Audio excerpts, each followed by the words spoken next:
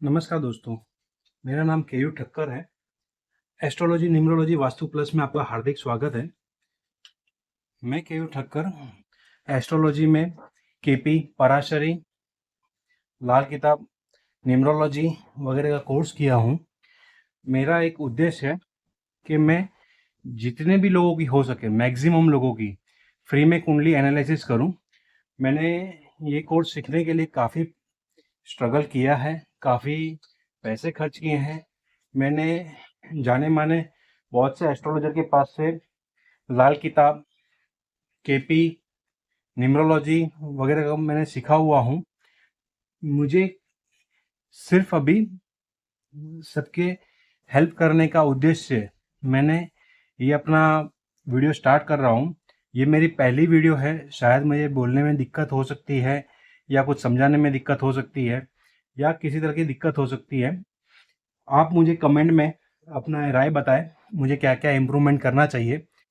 Step by step मैं अपनी video में रोज़ दररोज़ इम्प्रूवमेंट करते जाऊंगा। तो उसी के साथ ज़्यादा टाइम नहीं लेते हुए आज की वीडियो स्टार्ट करते हैं। ये एक जातक हैं जिनका नाम उन्होंने गुप्त रखने के लिए कहा था। Mobile number, personal information share नहीं करनी है सोशल नेटवर्क पे, इसके लिए मैं मोबाइल नंबर और उनका नाम नहीं रिवील कर रहा हूँ यहाँ पर। लेकिन उनकी जन्म तारीख 2 अक्टूबर 1989 को था। सुबह 6:10 में उनका जन्म है मुंबई में। उनका अप्रोक्स वेट 72 kg है। अगर ये डेट ऑफ बर्थ हम लोग फिलअप करते हैं, जन्म कुंडली बनाते हैं किसी भी सॉफ्टवेयर में, तो कन्या लग्न की कुंडली बनती है। उसका स्वामी बुध होता है जो ऊंच का होकर पहले भाव में, प्रथम भाव में विराजमान है। काफी अच्छा सहयोग बोला जाता है। साथ में सूर्य है, बुध आदित्य योग कहते हैं। मंगल है, सूर्य मंगल की युति भी काफी अच्छी कही जाती है, वो भी पहले भाव में बहुत ज्यादा अच्छी कही जाती है। द्वितीय भाव में धन भाव का स्वामी शुक्र है, जो यहाँ पे तुला राशि आती है। तुला राशि का स्वामी शुक्र है जो धन भाव में अपने ही भाव में स्व राशि का होकर बैठा हुआ है। काफी अच्छा संयोग है। शुक्र के साथ चंद्र बैठा हुआ है धन भाव में। चंद्र दूसरे भाव में दिग्बली कहा जाता है, काफी अच्छी पोजीशन है। चतुर्थ भाव में शनि है जो धनु राशि का है। यहाँ पे थोड़ा सा ये चतुर्थ भाव में शनि नेगेटिव कहा जाता है।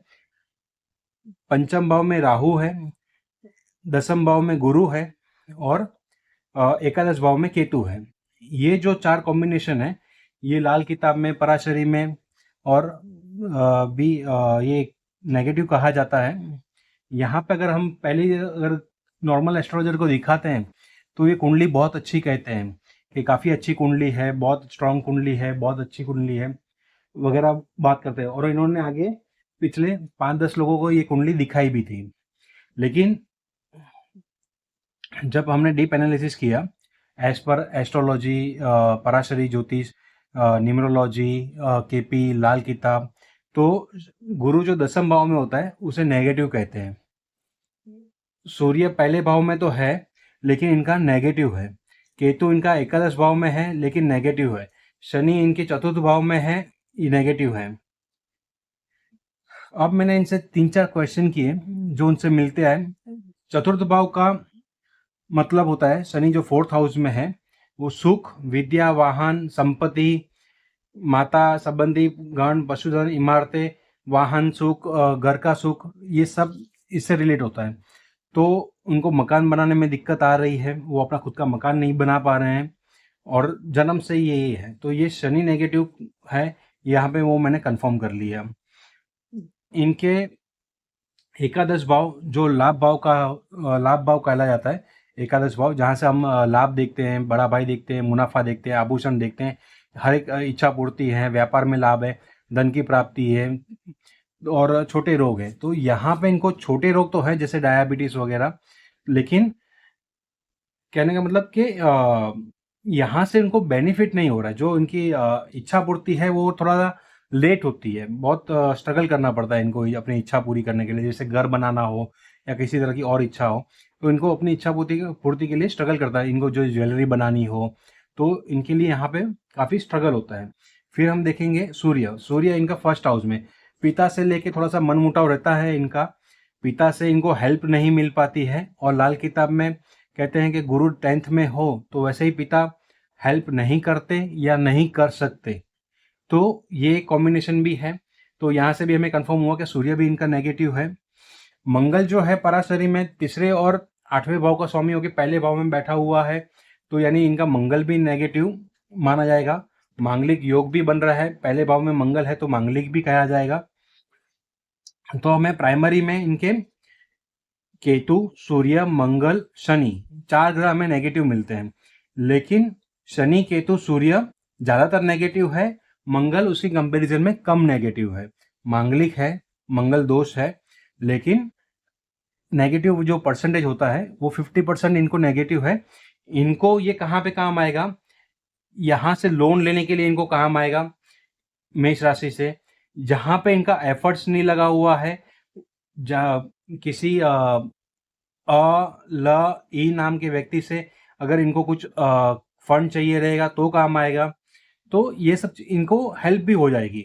लेकिन ये भी बात सच है कि ये नाम के अक्षर से ये अगर लोन लेते हैं तो इनको वापस कभी चुका नहीं पाएंगे, ये फैक्ट है, और ये कंफर्म करके देखा हूं मैं, तो इन्होंने उसमें भी हाँ कहा है। शुक्र और चंद्र, शुक्र 50% है पॉजिटिव, 50% नेगेटिव। 50% में क्यों कह रहा हूं पॉजिटिव, क्योंकि ये स्वग्रही तो है लेकिन मारक भाव का भी स्वामी है और भाग्य भाव का भी स्वामी है। तो इसमें 50% ये अपना रोल अदा करेगा, 50% ये पॉजिटिव रिजल्ट देगा, 50% नेगेटिव रिजल्ट। और मैं तो मानता ही हूँ कि 9 के 9 ग्रह 50% ही अपना पॉजिटिव रिजल्ट देते हैं और 50% नेगेटिव रिजल्ट देते हैं। तो मेरा खास मानना यही होता है। लेकिन हर एक भाव में, हर एक जहाँ पे उनकी पोजीशन होती है, जहाँ पे उनकी युति होती है, तो उनके अकॉर्डिंग हमें रेमेडी करनी होती है। किसी ग्रह की नहीं भी करनी होती, किसी ग्रह की करनी भी होती है। यहाँ पे चंद्र और शुक्र की युति है जो काफी अच्छा कॉम्बिनेशन है, लेकिन इनको ये चंद्र जो है लिक्विड कैश का कारक है, शुक्र जो है लग्जरी का कारक है। ये दोनों की युति काफी अच्छी साइन माना जाता है। लेकिन यहाँ पे ये भाव धन भाव के अलावा, रुपया पैसा के अलावा मुख का भी है, वाणी का भी है, परिवार का भी है, आर्थिक स्थिति का भी है, भोजन का भी है, दांत का भी है, मृत्यु का भी है, नाक वगैरह भी हम इससे देखते हैं। तो ये जो युति है ना, वो किसी न किसी तरह का व्यसन प्रिडिक्ट करती है। चंद्र और शुक्र लिक्विड कैश और लग्जरी लाइफ है, व्यसन है। जब भी ये व्यसन छोड़ेंगे तो इनको धन की प्राप्ति होना दुगनी गति में स्टार्ट हो जाएगा। अभी भी धन की प्राप्ति तो हो ही रही है, लिक्विड कैश इनके पास ज्यादा आता ही है, लेकिन टिकता नहीं है। अगर इनको टिकाना है तो इनको व्यसन आदि छोड़ना होगा, तब इनकी जगह पर धन टिकेगा। शनि चतुर्थ भाव में है, शनि चतुर्थ भाव होने से लाल किताब में कहते हैं 2 गुट रोज शराब पीनी चाहिए। लेकिन अगर ये शराब पिएंगे, ये नेगेटिव है, अगर ये शराब पिएंगे तो इनसे धन हानि होगी, इनके सुख में प्रॉब्लम आएगी इनको, और हर एक तरह से नेगेटिव है, क्योंकि ये छठे भाव का भी मालिक है। छठे भाव का मालिक मतलब रोग, ऋण, शत्रु का भी मालिक है। शत्रु है, कष्ट है, मुकदमेबाजी है, मामा है, और मुकदमेबाजी का भी ये मालिक है शनि। तो ये नेगेटिव भी है, मुकदमेबाजी का मालिक भी है, रोग भाव का मालिक भी है, पंचम भाव का भी मालिक है। तो ये पंचम भाव का मालिक जो मकर राशि है वो तो इनको पॉजिटिव रिजल्ट देगी, लेकिन जो कुंभ राशि है, कुंभ राशि नेगेटिव रिजल्ट देगी। कुंभ राशि का मालिक भी शनि होता है और शनि इनका नेगेटिव भी है, तो और चतुर्थ भाव में भी बैठा हुआ है। अगर ये शनि की चीजें धारण करते हैं, जैसे काले वस्त्र, यहाँ पे मैंने देखो लिखा हुआ है सरसों का तेल, सरसों, काले कपड़े, अगर ये धारण करता है, इनकी एक खराब वस्तु में आती है शराब, ये अगर धारण करते हैं, ग्रहण करते हैं, हमें क्या करना है, जो हमारे नेगेटिव ग्रह हैं इसका हमें कभी भी धारण नहीं करना है। ना ही जेमस्टोन, ना ही उनके कलर के कपड़े, ना ही उनके कलर के धागे, ना ही वो चीजें हमें अपने डेली लाइफ में यूज करनी है। इनका हमें सिर्फ दान करना है, सिर्फ दान ही करना है इन चीजों का। तो अगर ये यहाँ पर अगर शनि को एक्टिव करते हैं तो इनके सुख में काफी कमी लाने का काम शनि करेगा। इनको क्या करना चाहिए, शनि की चीजों का दान करना चाहिए। ये जो भी ब्रांड की ड्रिंक करते हो उनको देखो, धनु राशि में भी बैठा हुआ है। धनु राशि होती है धर्म की राशि। ये धनु राशि जो है, ये धनु राशि बैठी है जो गुरु की राशि है, 20 स्वभाव राशि है, अग्नि तत्व की राशि है, धर्म की राशि है। इन्हें क्या करना चाहिए, शनि का ये इनको जैसे काली माता के यहाँ पे जब कहीं शराब चढ़ती होगी या भैरव बाबा के यहाँ पे शराब चढ़ती होगी, तो वहाँ पे उन धार्मिक स्थलों में जहाँ पे शराब चढ़ाई जाती है, कहीं कहीं गुजरात में मेलडी माता के यहाँ पे शराब चढ़ती है, जहाँ पे भी शराब अलाउ हो वहाँ पे जाके इनको शराब का दान करना चाहिए। तो इनका शनि पॉजिटिव होना स्टार्ट हो जाएगा। प्लस इन्हें जब भी सूर्य और चंद्र धनु राशि में हो तो इनको शनि का हवन कराना चाहिए, क्योंकि अग्नि तत्व राशि है ना, धर्म की राशि है। किसी धार्मिक स्थल पे जैसे कोई शनि मंदिर हो, हनुमान मंदिर हो या कोई शिव मंदिर हो, वहां पर इनको अपना दान कराना चाहिए, अपना सॉरी दान तो करना ही चाहिए, प्लस इनको अपना हवन, शनि शांति का हवन कराना चाहिए। देखिए ये सब क्या है ना, तत्व अलग अलग हैं। जैसे शनि जो बैठा है धनु राशि में, वो धर्म की राशि है, अग्नि तत्व है। अगर समझो यहाँ पे मकर राशि में बैठा होता, पृथ्वी तत्व है, तो उसका उपाय अलग होता। वो कौन से भाव में बैठा है उसका उपाय अलग होता। तो हर एक भाव को भी हमें देखना है और हर एक इसको भी देखना है। जैसे अभी शनि जो है मोक्ष भाव में बैठा हुआ है, चौथा चौथा हाउस, आठवां हाउस और 12वां हाउस, ये मोक्ष भाव कहा जाता है, मोक्ष त्रिकोण कहा जाता है। तो मोक्ष भाव में जो आती है राशि 159 कहे गए, तो मेष राशि, सिंह राशि और धनु राशि, ये अग्नि तत्व राशि है, ये मोक्ष भाव की राशियां हैं। तो इनका हमेशा दान करना चाहिए।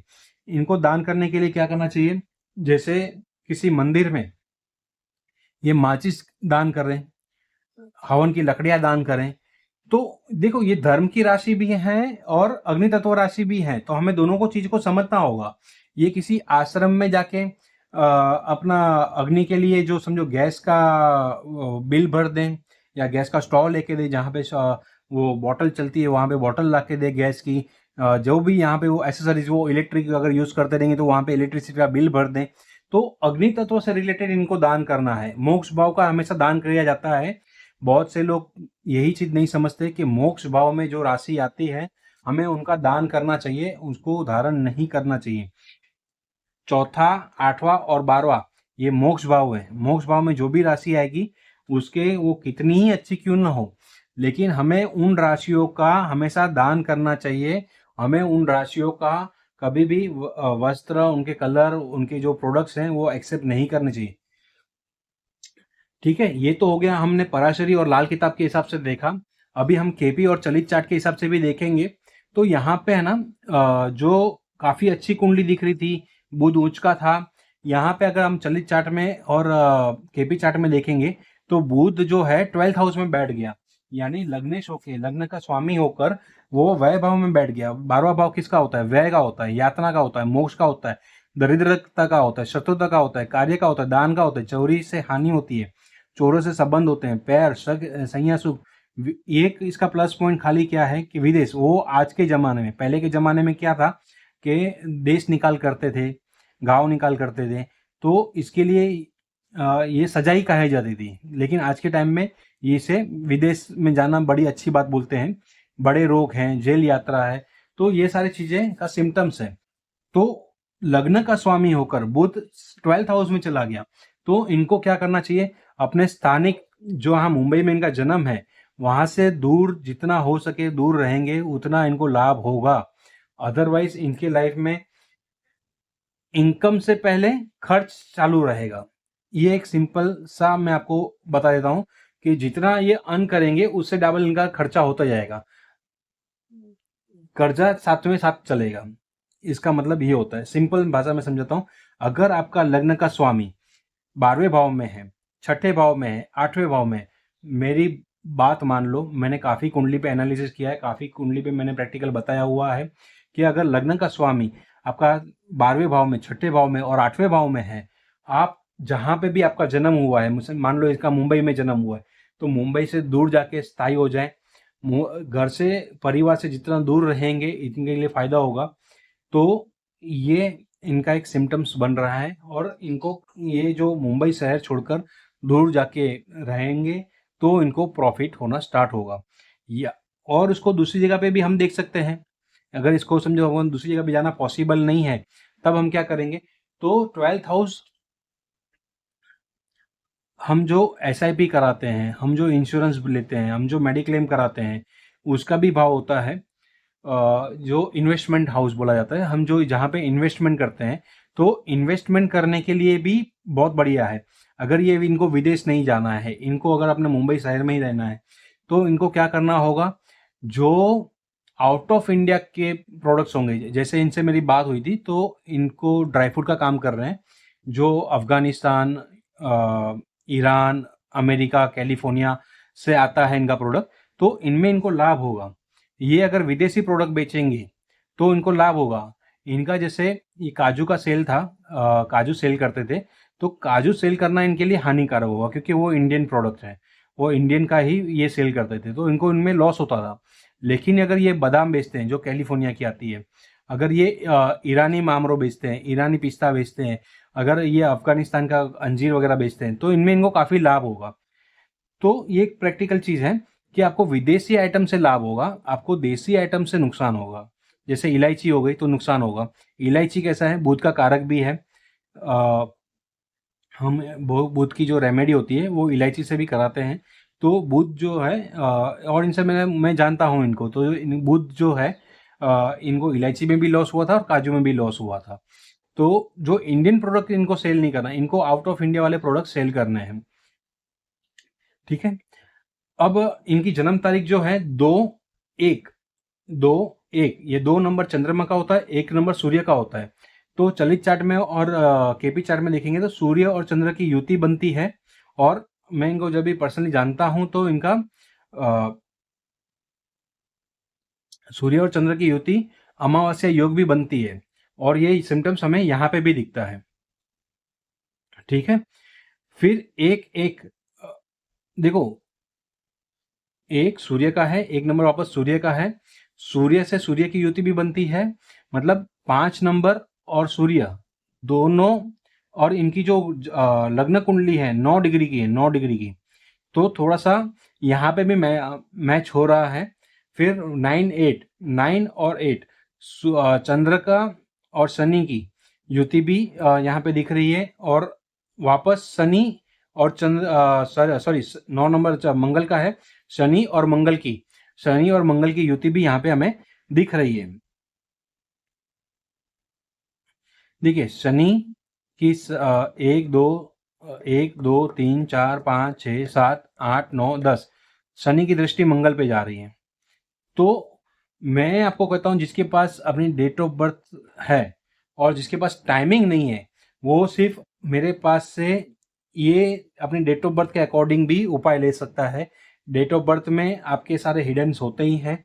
मैं आप आने वाली मेरी कुंडली में देखोगे, इसका संबंध आपकी जन्म कुंडली से बनता ही होगा।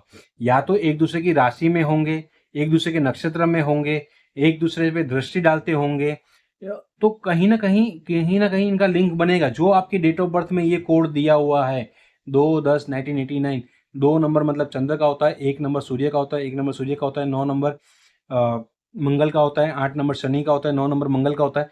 तो ये कहीं ना कहीं आपको कॉम्बिनेशन देखने मिलेगा ही मिलेगा।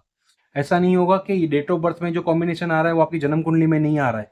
देखो इस तरह से जन्म कुंडली मैंने लगभग बहुत से एस्ट्रोलॉजर के पास से कंसल्टिंग कराई है। 25-25 हजार देके, 50-50 हजार देके भी मैं जब एस्ट्रोलॉजर नहीं बना था, मैं जब सीख रहा था, तो मैंने काफी लोगों से कुंडली कराई है। लेकिन ये जो लॉजिक है, ये आप मेरे मुंह से पहली बार सुनोगे, शायद यूट्यूब पर पहले ये किसी ने नहीं बताया है। यहाँ पर जो दिखा रहा है सेम चीज यहाँ पर दिखेगी आपको। जन्म तारीख डिकोड करता है जन्म कुंडली को, सिर्फ इसमें टाइम और हम डालते हैं तो थोड़ा सा एक्यूरेसी बढ़ जाती है। लेकिन अगर आप सिंपल इसके भी उपाय करते हैं, नहीं आपको आपका टाइम पता नहीं है, आपको आपकी प्लेस पता नहीं है, सिर्फ आपको अपनी डेट ऑफ बर्थ पता है, तो भी आपको 50% रिजल्ट अच्छे मिलने स्टार्ट हो जाते हैं। ठीक है। तो आगे आप मेरे जितने भी कंसल्टेंसी में आपके वीडियो अपलोड करूंगा, आप सब में देखना, आप खुद अपने ऐप में डाउनलोड करके भी देख सकते हैं। ये जन्म तारीख डालेंगे, ये समय डालेंगे, ये प्लेस डालेंगे, तो इनका सबका कॉम्बिनेशन कहीं ना कहीं तो बनता ही है। ऐसा नहीं होगा कि जन्म तारीख में जो नंबर दिए हुए हैं और इनका आपस में कहीं कनेक्शन नहीं बन रहा, ऐसा कभी नहीं होगा। ऐसा होता ही है। इनकी लग्न राशि जैसे हमने पहले बात की कन्या है, बुध इसका स्वामी है, चंद्र राशि तुला है जिसका स्वामी शुक्र है। महादशा इनकी शनि की चल रही है, 2021 से लेके 2040 तक शनि की महादशा है। शनि जो है इनका शुक्र के नक्षत्र में बैठा हुआ है। देखो यहाँ पे वापस हम केपी में आ गए। शनि जो है शुक्र के नक्षत्र में बैठा हुआ है। शनि जो है चौथा भाव, पांचवा भाव, छठा भाव, ये तो डायरेक्ट इम्पैक्ट कर रहा है। चौथा पांचवा छठा ये तो डायरेक्ट इम्पैक्ट कर रहा है। दूसरा और नौवा, क्योंकि शुक्र जो है उसकी वृषभ राशि है और तुला राशि है, और वो तुला में ही प्लेसमेंट है और शुक्र अपने ही नक्षत्र में प्लेसमेंट है। तो चौथा पांचवा छठा दूसरा नौवा ये जो है डायरेक्ट इम्पैक्ट करेगा। कब तक? 2021 से लेकर 2040 तक। भाग्य साथ देगा क्योंकि शुक्र पॉजिटिव है 50%।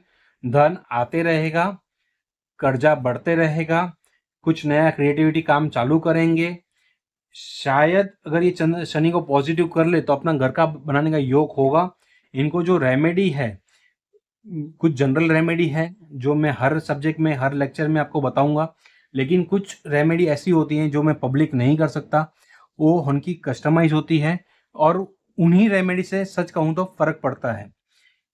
बिलीव करिए आप, अगर मैं आपको जो रेमेडी व्हाट्सअप करूंगा, इनको भी जो रेमेडी में व्हाट्सअप करूंगा, इससे 90% फर्क पड़ जाता है, 90%। लेकिन इनको ये सारी चीज फॉलो करनी पड़ेगी। ये जो रिजल्ट है 6 महीने के बाद आता है। हमारा जो ब्लड है 90 दिन में चेंज होता है। हमारा नेगेटिव ओरा खत्म करने के लिए आप कंटिन्यूस रेमेडी करते हैं तो 90 दिन के बाद हमारा नेगेटिव हो रहा, जो शनि का नेगेटिव हो रहा हमारे अंदर होता है, वो खत्म होते जाएगा। फिर 90 दिनों में हमारे पास पॉजिटिव ऑरा जमा होते जाएगा।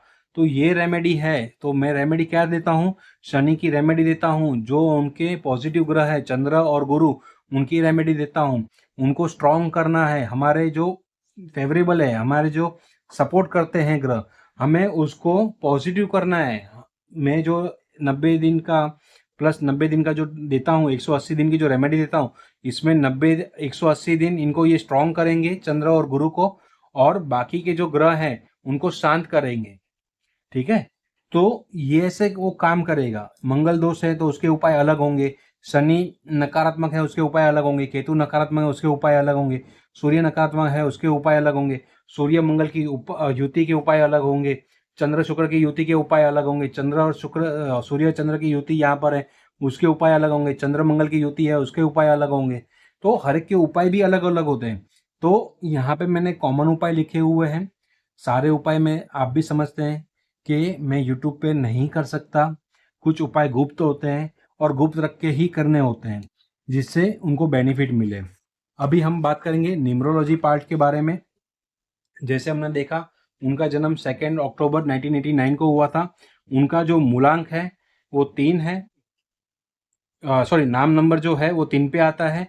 उनके अटक के सामने जो सरनेम होती है उसके साथ में जोड़ते हैं तो 6 पे आते हैं। इन्होंने अपना नाम गुप्त रखने के लिए कहा था, इसके लिए मैंने इनका नाम रिवील नहीं किया है। उनका मूलांक 2 है, भाग्यांक 3 है, सूर्य अंक 5 है। सूर्य अंक किसे कहते हैं? सनसाइन। सूर्य जिस राशि में हो, सूर्य यहाँ पे कन्या राशि में है, सूर्य यहाँ पे कन्या राशि में है। तो न्यूमरोलॉजी में जो मर्क्यूरी का नंबर है 5 है, तो ये यहाँ पे ये जो सूर्यांक होगा अपना, तो वो 5 नंबर आएगा। ठीक है, मरकुरी में सूर्य है तो अगर वो 3 नंबर राशि में मिथुन राशि में होगा तो भी 5 आएगा, कन्या राशि में होगा तभी भी 5 नंबर आएगा। मित्र अंक, ठीक है, अपना सूर्यांक, सॉरी मित्र अंक, इसके 2 नंबर का मित्र 1 भी है, 3 भी है, 5 भी है, 6 भी है। ठीक है, इनको क्या करना है, इनके रूम का नंबर, गाड़ी का नंबर, इनका मोबाइल नंबर में ये नंबर यूज करने हैं 1356। ठीक है, ये यूज कर रहे हैं अभी प्रेजेंट में 2 नंबर 7 नंबर जो अच्छे नहीं है। ठीक है, इनको एक 2 मोबाइल नंबर यूज करते हैं। मोबाइल नंबर प्राइवेसी के हिसाब से मैं बता नहीं पा रहा हूँ, लेकिन एक मोबाइल नंबर का टोटल 1 आ रहा है और एक मोबाइल नंबर का टोटल 3 आ रहा है। इनको लेना क्या चाहिए? टोटल 5 लेना चाहिए। ये बिजनेस करते हैं ना, तो टोटल 5 लेना चाहिए। उसमें भी ध्यान रखना है 2 4 7 8 ना आता हो, और एक नंबर का टोटल 5 ले ले, एक नंबर का टोटल 6 ले ले, क्योंकि ये दोनों मित्र अंक है ना। और सनशाइन नंबर भी इनका 5 है, तो ये इनको लेना चाहिए। अब इनके घर पे भी मैंने विजिट किया हुआ हूँ। 2 अक्टूबर 2 यहाँ पर आ गया, 1 यहाँ पर आ गया, 1 वापस आ गया, 9 आ गया, 8 आ गया, 9 वापस आ गया। मूलांक 2 है तो हम 2 लिखेंगे, भाग्यांक 3 है तो हम 3 लिखेंगे।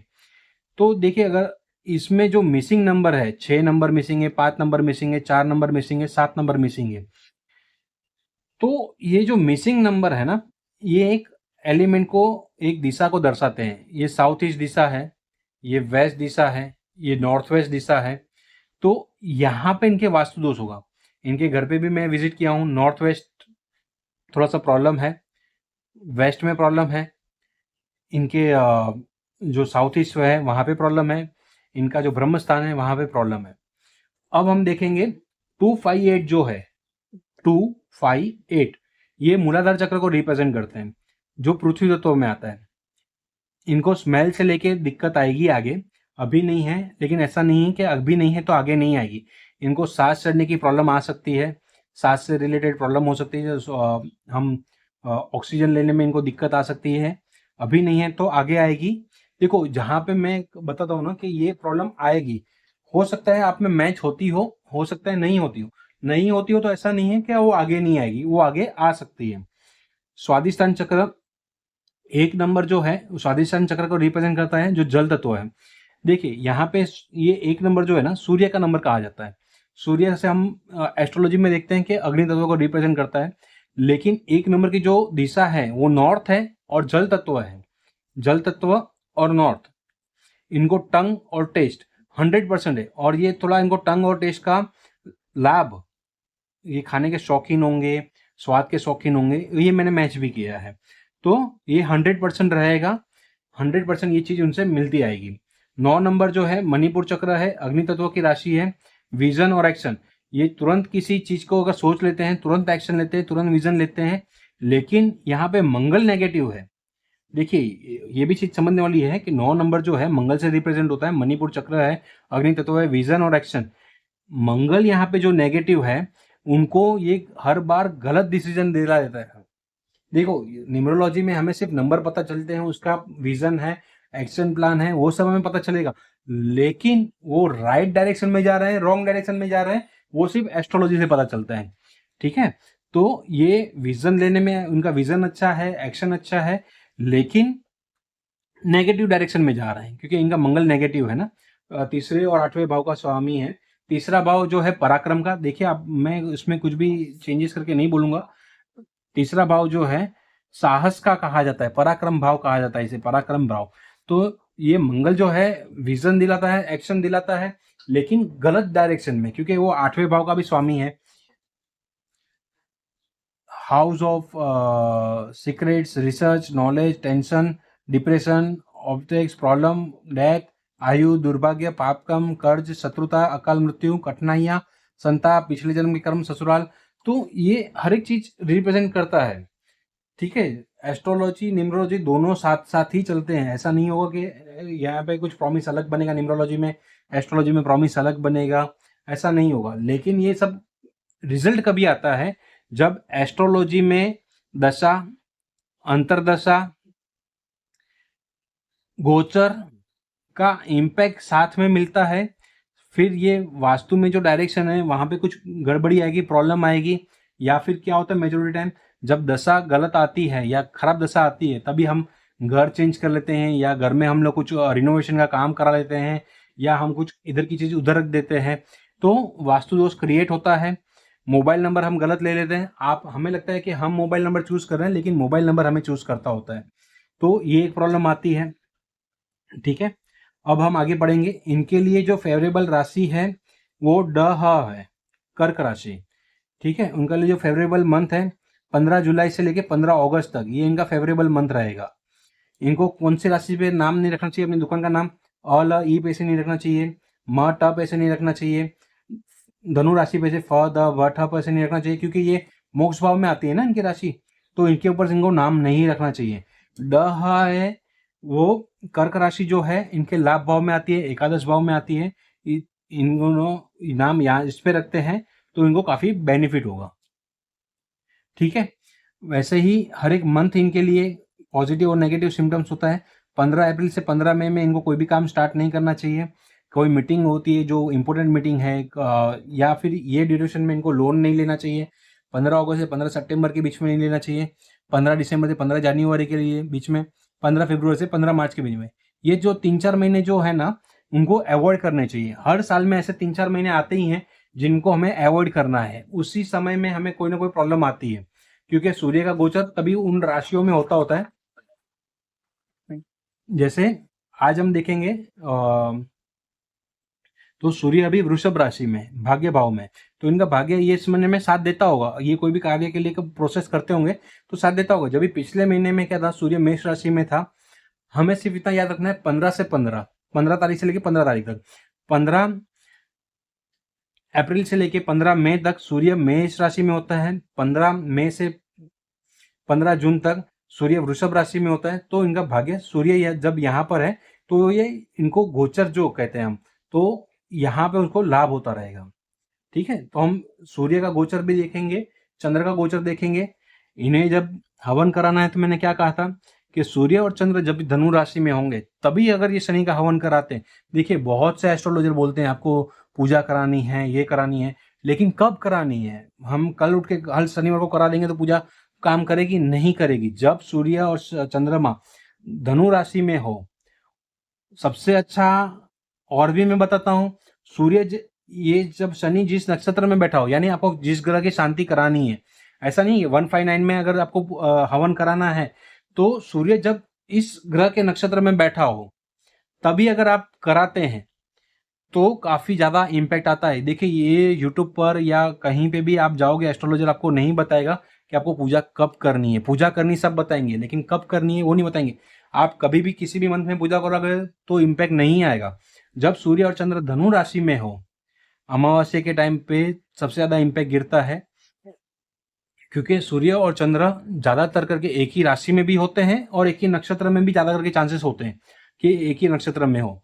तो उस समय अगर आप पूजा कराते हो ना, शांति पूजा जो मैं बोलता हूँ शांति पूजा, तो वो अमावस्या के दिन हम क्यों कराते हैं? क्योंकि उस टाइम में सूर्य और चंद्र एक ही राशि में होते हैं, इसके लिए उसका इम्पैक्ट ज्यादा होता है। कोई ये नहीं बताएगा अमावस्या को पूजा करानी है, वो तो सब बताते हैं, लेकिन क्यों करानी है अमावस्या को? क्योंकि सूर्य और चंद्र सेम राशि में होते हैं, इसके लिए हमें उस टाइम पे पूजा करानी है। मैं उनको बोलूंगा कि भाई आप अभी पूजा करा लो, तो इम्पैक्ट देगा? नहीं देगा, 100% नहीं देगा। आप करा के देख लो, क्योंकि पूजा भी है ना सादी सिंपल नहीं होती। 25,000 30,000 रुपये लग जाते हैं, क्योंकि इसके जो शनि के जो हैं 18,000 20,000 बुध के ऐसे जाप होते हैं। जाप मंत्र का पहले सब महाराज लोग आपके संकल्प लेके जाप कराएंगे। जाप करने के बाद उनका दशांश हवन करेंगे। तो दशांश हवन वगैरह करने में काफ़ी 5-6 घंटे का समय लग जाता है। साधन सामग्री वगैरह आप लेके जाएंगे। इनको देखो, शनि और गुरु की युति का भी इनको करना है, लेकिन उनके लिए अलग रेमेडी आती है, हवन के लिए अलग रेमेडी होती है। तो काफ़ी अलग अलग रेमेडियाँ होती हैं। ये आगे आगे आप जैसे जैसे मेरे चैनल को लाइक सब्सक्राइब करके रखिए, अगर जिनको इंटरेस्ट है और जिनको अपना जन्म कुंडली वगैरह ऐसे डीप एनालिसिस कराना है, क्या सॉल्यूशन है, मैं 100% फ्री दूंगा। लेकिन आप समझते हैं कि एक साथ में मैं 100 जन की जन्म कुंडली तो नहीं दे सकता। मैं हर हफ्ते 3 लोगों की जन्म कुंडली देखूंगा। आप मेरी एस्ट्रोलॉजी न्यूमरोलॉजी वास्तु प्लस की चैनल को यूट्यूब पर, फेसबुक पर, इंस्टाग्राम पर फॉलो करके रखें। इंस्टाग्राम पे आप अपने जो भी बर्थ डिटेल है वो आप मुझे शेयर करिए। मैं आपकी इसमें से समझो, मुझे हफ्ते में 10 जन के मैसेज आते हैं, तो 10 में से मैं 3 जन लोग के हर हफ्ते वीडियो अपलोड करूंगा ऐसे ही जन्म कुंडली बनाकर। और मेरे तरफ से मैं बेस्ट सॉल्यूशन दूंगा। इनके व्हाट्सएप नंबर पे मैं इनके सॉल्यूशन भी भेज दूंगा जो काफ़ी डीप में एनालिसिस किए हुए होंगे। और आप देख रहे हैं कि मैंने अभी आपको कुछ भी कंजूसी करके कुछ हिडन रख के मैंने आपको नहीं बताया। मैंने आपको पूरा ट्रांसपेरेंसी बता रहा हूँ। मैं आगे आपको समझा भी रहा हूँ। जो स्टूडेंट हैं, जो अभी एस्ट्रोलॉजी सीख रहे हैं, वो भी ये वीडियो देखें, इनको पता चलेगा कैसे उपाय होते हैं। शायद ये लोग मेरे से ज़्यादा जानकार होंगे, हो सकता है मेरे से ज़्यादा अनुभवी होंगे, मेरे से ज़्यादा एक्सपीरियंस होंगे, लेकिन मेरा संकल्प यही है कि मैं मैक्सिमम लोगों की फ्री में जन्म कुंडली एनालिसिस करूं। अगर आपको भी अपनी जन्म कुंडली एनालिसिस करानी है, मेरे इंस्टाग्राम का लिंक दिया हुआ है डिस्क्रिप्शन में, आप वहां पे अपनी बर्थ डिटेल भेज दें। आपकी जैसे ही मैं हफ्ते में 2-3 जन की जन्म कुंडली देखूंगा, उसकी वीडियो बनाऊंगा, क्योंकि देखो एक तो मुझे ये पूरा बनाना पड़ता है, ये हैंडमेड रिपोर्ट है मेरी। इसमें मैं एज पर पराशरी भी देखता हूँ, लाल किताब भी देखता हूँ, केपी भी देखता हूँ, चलित भी देखता हूँ, डिग्री वाइज भी देखता हूँ कि 9 डिग्री की है। फिर वहाँ पे प्लेसमेंट चेक करता हूँ, कौन से ग्रह पॉजिटिव है, कौन से ग्रह नेगेटिव है। सिंपल मैं बताता हूँ, आप अपने नेगेटिव ग्रह के कलर वगैरह है ना पहनना बंद कर दीजिए, आपकी लाइफ में 50% प्रॉब्लम सॉल्व हो जाएगी। लेकिन बहुत से लोगों को पता ही नहीं होता कि उनके पॉजिटिव ग्रह कौन से हैं, नेगेटिव ग्रह कौन से हैं। यहाँ पे तो थोड़ा सा आपको ईजी हो गया कि इनकी जन्म कुंडली में मंगल जो है तीसरे और 8वें भाव का मालिक मंगल नेगेटिव दिख रहा है, 12वें भाव का मालिक सूर्य नेगेटिव दिख रहा है, केतु एकादश भाव में नेगेटिव दिख रहा है। लेकिन बहुत से जन्म कुंडलियां ऐसी हैं जहां पे पंचम भाव का स्वामी और चतुर्थ भाव का स्वामी भी नेगेटिव हो सकता है, नवम भाव का स्वामी भी नेगेटिव हो सकता है, लग्नेश खुद नेगेटिव हो सकता है। ये आप मेरे आने वाले वीडियो में देखेंगे कैसे नेगेटिव होते हैं, कैसे पॉजिटिव होते हैं। ये मेरा पहला वीडियो है, बोलने में मेरी गलती हो सकती है, समझाने में मेरी गलती हो सकती है, थोड़ा मैं फास्ट जा सकता हूँ, मैं थोड़ा स्लो जा सकता हूँ, मुझे नहीं पता। लेकिन आप जो कमेंट करेंगे, आप अपना जो अभिप्राय देंगे, धीरे धीरे मैं अपनी क्वालिटी इम्प्रूव करूँगा। तो आज के लिए इतना ही, कल मिलते हैं कोई नई कुंडली के साथ। मैं हफ्ते में 3 दिन ये अपना कुंडली रिपोर्ट्स जो अलग अलग बनाकर मैं अपलोड करूँगा। मैं शायद मंगलवार, गुरुवार और शनिवार, ये 3 दिन में अपनी जन्म कुंडलियाँ मैं अपलोड करूँगा। अगर आपको सीखना है, आपको अपनी कुंडली एनालिसिस करानी है, आप डेफिनेटली मेरे चैनल को सब्सक्राइब कर लीजिए, लाइक कीजिए, शेयर कीजिए और अपना रिव्यू बताइए कि मैं जो कर रहा हूँ वो सही कर रहा हूँ, गलत कर रहा हूँ। आप अपने हिसाब से बताइए। Thank you.